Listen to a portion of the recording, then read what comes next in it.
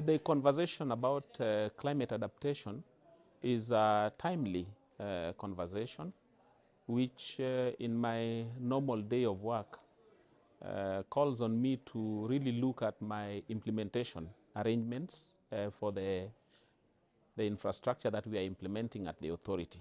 So I think just by asking and checking that issues climate adaptation and resilience have been taken would be a very important take-home from this one-week engagement. Going forward in my work is to ensure that I do a lot of collaboration with my colleagues who are at the Environment and Social Safeguards Division, just to ensure that they also help me integrate the issues of climate change. We came here with a colleague who works in structures, and as you know, for us, the extremes of rainfall really interfere with our infrastructure. So very intense and continuous engagement with them will actually be a very important take home.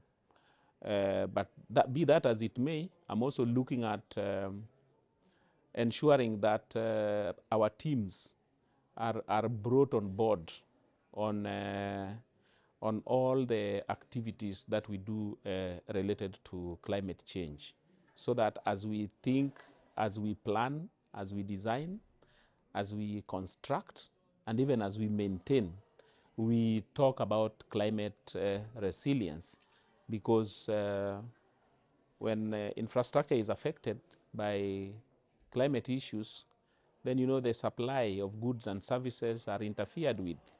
So we are looking at ensuring that the government continually implements its agenda, even in the wake of changing climate issues.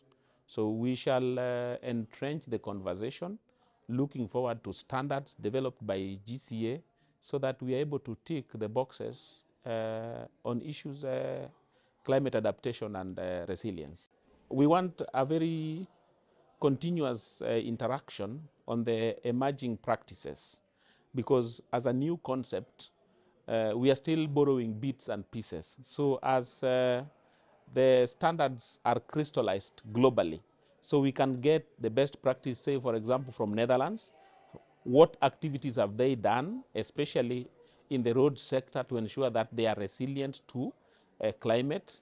So as we share knowledge, and we are looking at GCA as a melting pot of such knowledge. So bringing experts readily available, maybe having a short list of experts who can help us on issues of climate change is what I'm looking at, so that 2-3 years down the line, we have a community of experts who can assist entities and nations in enhancing their climate adaptation interventions.